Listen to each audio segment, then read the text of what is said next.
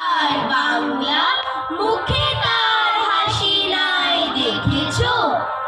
নাই তার মানে কি কেউ তাহা জানে কি? কেউ কবু তার কাছে থেকেছো?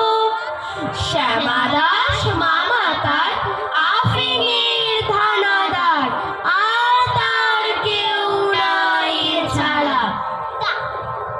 তাই বুঝি একাশে মুখখানা ফ্যাকাশে বসে আছে কাঁদো কাঁদো বেচারা।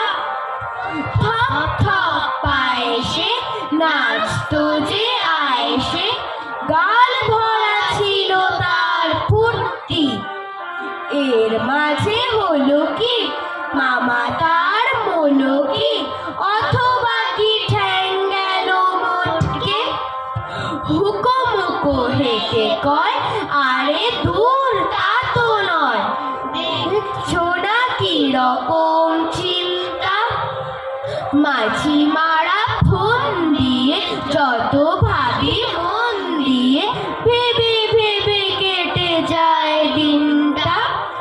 বসে যদি ডাইনে লেখে মোর আইনে, এই লেজে মাছি মারি ত্রস্ত। বামে যদি বসে তাও নহি আমি পিছ পাও, এই লেজে আছে তার অস্ত্র। ভেবে দেখি কি দায়, কোন লেজে মারি তাই।